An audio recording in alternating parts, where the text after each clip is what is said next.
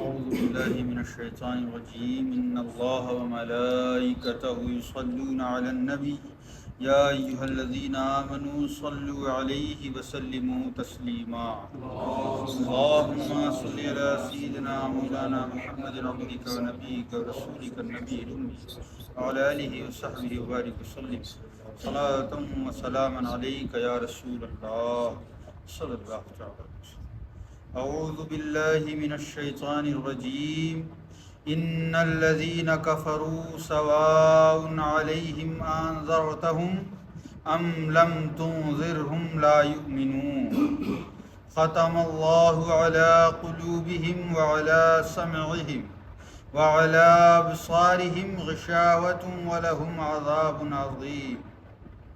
صدق اللہ مولانا العظیم وصدق رسولہ النبی الامین المتین الکریم. ترجمہ: بے شک جنہوں نے جنم کا کفر کمایا یکساں ہے ان پر، کیا ڈرایا تم نے انہیں یا نہ ڈرایا انہیں، وہ ماننے والے ہی نہیں. مہر لگا دی اللہ نے ان کے دلوں پر اور ان کی سماعت پر اور ان کی آنکھوں پر گہرا پردہ ہے اور انہی کے لیے عذاب ہے بہت بڑا. تفسیر: بے شک مدینے کے یہودیوں میں سے کعب ابن اشرف اور یحییٰ ابن اخطب، وجدی ابن اخطب وغیرہ، اور مکہ کے بت پرستوں میں سے عتبہ و شیبہ و ولید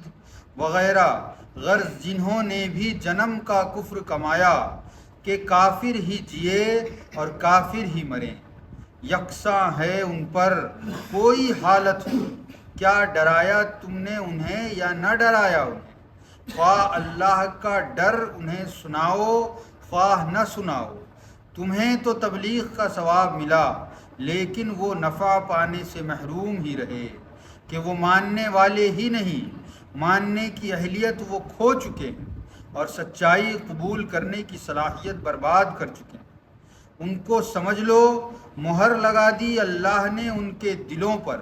کہ دل قبول حق سے محروم ہو گیا ہے، اور ان کی سماعت پر کہ آواز حق سننے سے بہرے بن گئے ہیں، اور ان کی آنکھوں پر گہرا پردہ ہے.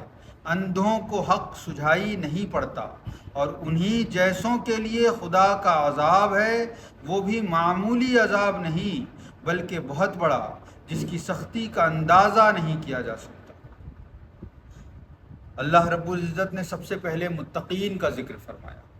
اس کے بعد مومنین کا ذکر فرمایا. اب اللہ رب العزت کافروں کا ذکر فرما رہا ہے کہ کافر کیسے ہوتے ہیں، ان کا بیان فرما رہا ہے کہ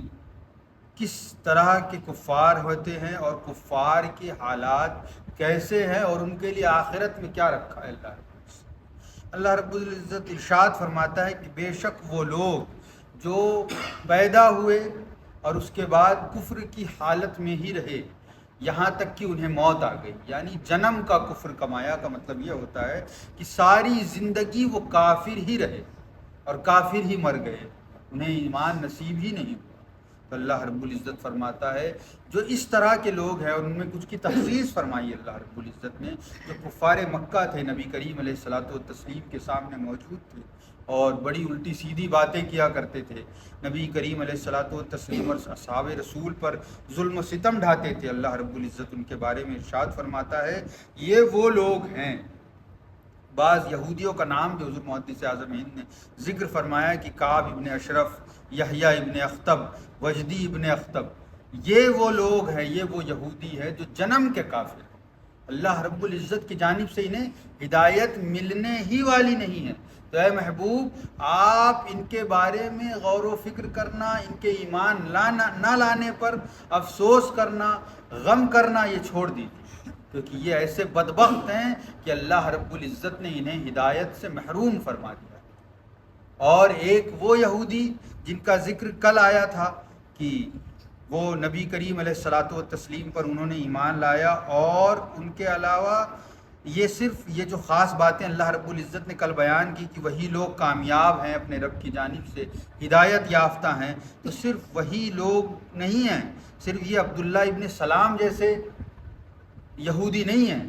حضرت عبداللہ ابن سلام وہ صحابی رسول ہیں جو نبی کریم علیہ الصلوۃ والتسلیم کی بعثت سے پہلے تک یہودی تھے، یہودی رہے اور یہودیوں کے عالم، اور پھر انہوں نے نبی کریم علیہ الصلوۃ والتسلیم کے دست اقدس پر اسلام قبول کیا، بیعت کیا آپ صلی اللہ تعالیٰ علیہ وسلم سے۔ تو اس لیے اللہ رب العزت نے ان کا بھی مرتبہ بیان کیا کہ ایک یہودی وہ ہیں جو آپ پر ایمان لے آتے ہیں تو ان کا معاملہ یہ ہو جاتا ہے کہ وہ ہدایت یافتہ ہو جاتے ہیں، وہ آخرت کے میدان میں، حشر کے میدان میں اللہ رب العزت ان کے لیے کامیابی کا مژدہ سنا رہا ہے۔ اور ایک یہودی وہ ہیں جن کے بارے میں اللہ رب العزت ارشاد فرما رہا ہے، کفاروں کی وہ جماعت کہ جسے کبھی ہدایت ملنی ہی نہیں، اللہ رب العزت نے ان سے ہدایت چھین لی ہے، اس راستے پر انہیں چلنے سے روک دیا ہے۔ کس وجہ سے؟ نبی کریم علیہ الصلوۃ والتسلیم کی شان میں گستاخیاں کرنے کی وجہ سے، بد کلامی کرنے کی وجہ سے، اللہ کے محبوب بندوں کو ستانے کی وجہ سے، اور قرآن کریم، نبی کریم علیہ الصلوۃ والتسلیم اور اللہ کی پچھلی کتابوں پر جھوٹ باندھنے کی وجہ سے۔ تو اللہ رب العزت ارشاد فرماتا ہے کہ ان کی حالت ایسی ہے کہ تم ان کو ڈراؤ یا نہ ڈراؤ، یہ تو ایمان لانے والے ہی نہیں ہیں۔ تو اسی لیے اللہ رب العزت نے، جو محدث اعظم نے تفسیر میں فرمایا کہ اے محبوب، اللہ رب العزت اپنے محبوب سے ارشاد فرما رہا ہے کہ اے محبوب، آپ ان کے بارے میں فکر نہ کریں، آپ کو تو تبلیغ کا ثواب مل گیا، ان تک دین پہنچانے کا ثواب تو مل گیا، یہ ایمان لائیں یا نہ لائیں اس سے آپ کی شان و شوکت میں کوئی کمی نہیں۔ پھر آگے اللہ رب العزت ارشاد فرماتا ہے کہ اور ان کی حالت کیا ہے؟ ان کی حالت یہ ہے، یہ کیوں نہیں ایمان لا رہے؟ ان کے گمان میں یہ ہے ان یہودیوں کے کہ ہم اڑے ہوئے ہیں اور ہم ایمان نہیں لا رہے، لیکن اللہ رب العزت کیا ارشاد فرماتا ہے؟ جیسے آج لوگ سوچتے ہیں نا کہ ہم نماز نہیں پڑھتے، ہم نہیں جائیں گے مسجد میں، ہم فلاں کے پیچھے نماز نہیں پڑھیں گے، ایسا نہیں ہے، بلکہ حال کیا ہے؟ حال یہ ہے کہ ان کو سمجھ لو کہ مہر لگا دی اللہ نے ان کے دلوں پر، کہ دل قبول حق سے محروم ہو گیا ہے، اور ان کی سماعت پر، ان کے کانوں پر کہ وہ حق سننے سے محروم کر دیے گئے ہیں، اور ان کی آنکھوں پر اللہ نے گہرا پردہ ڈال دیا کہ وہ حق باتوں کو دیکھ ہی نہیں سکتے، انہیں گمراہیاں ہی پسند ہیں، انہیں اللہ رب العزت نے جس راہ پر چلنے کا حکم دیا اس کے علاوہ کی طرف جانے والی راہ ہی پسند ہے، ان کو کفر و شرک سے ہی محبت ہے، گمراہی سے ہی محبت ہے۔ لیکن اللہ رب العزت نے جو حق باتیں انبیاء علیہم الصلاۃ والتسلیم، اولیاء اللہ، اصحاب کرام کے ذریعے جو ہم تک پہنچائی، وہ اسے دیکھنا ہی نہیں چاہتے۔ تو اللہ رب العزت نے یہ صاف طور پر بتا دیا کہ تمہاری کوئی حیثیت نہیں ہے کہ تم میری طرف نہ آؤ، بلکہ حالت یہ ہے کہ میں تمہیں نہیں آنے دیتا، تمہاری حرکتوں کی وجہ سے، تمہارے اعمال کی وجہ سے، تمہاری بدبختیوں کی وجہ سے۔ تو یہ بدنصیبی ہے کہ اگر ہم کبھی نماز میں نہ جا پائیں، اللہ رب العزت کی قربت کا ذریعہ بننے والا جو بھی عمل ہے اگر ہم اسے نہ کر پائیں تو یہ ہماری بدبختی ہے، یہ ہماری طاقت اور قوت کا مظاہرہ نہیں ہے، یہ ہمارے اختیار کی بات نہیں ہے، بلکہ اللہ رب العزت نے ہمیں اس در سے دور کر دیا، ہمیں اس لائق سمجھا ہی نہیں کہ وہ اپنی بارگاہ میں ہمیں حاضر ہونے کی اجازت بھی دے۔ تو یہ بڑے افسوس کا معاملہ ہے، ہم سب کو اس کے بارے میں فکر کرنی چاہیے اور سوچنا چاہیے، جب کبھی نماز چھوٹ جائے، جب کبھی ہم جس وظیفے کے عادی ہیں یا اللہ رب العزت کی بارگاہ میں جن مستحبات کو باقاعدگی کے ساتھ عمل میں لاتے ہیں وہ ہم سے چھوٹ جائے، یا کوئی ایسی نیکی جو ہم اللہ کے سوا کسی کو نہیں معلوم ہے لیکن ہم سے ضائع ہونے لگ جائے، تو ہمیں فکر کرنا چاہیے کہ ہم سے ایسی کون سی غلطی، گناہ یا اللہ رب العزت کی نافرمانی ہو گئی ہے کہ اللہ رب العزت نے ان بہترین عمل سے، ان نمازوں سے، مسجد میں آنے سے اللہ رب العزت نے ہمیں روک دیا۔ یہ بڑے افسوس کا مقام ہے کہ آج ہماری مسجدیں خالی ہیں اور ہم اس گمان میں ہیں کہ ہم مسجد نہیں جاتے ہیں یا ہمارے پاس اتنا کام ہے کہ وقت نہیں ہے۔ نہیں، ایسا نہیں ہے، بلکہ اللہ رب العزت ہم سے اس قدر ناراض ہے کہ اس نے اپنی مسجدوں کو خالی رکھنا گوارا کیا لیکن ہمیں بلانا گوارا نہیں کرتا۔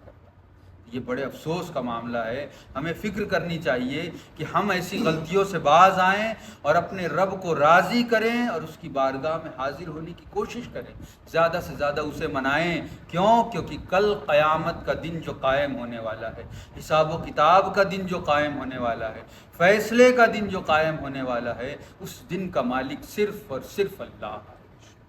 تو اللہ رب العزت سے دعا ہے کہ اللہ رب العزت ہم سب کو اپنے حبیب صلی اللہ تعالی علیہ وسلم کے وسیلے اور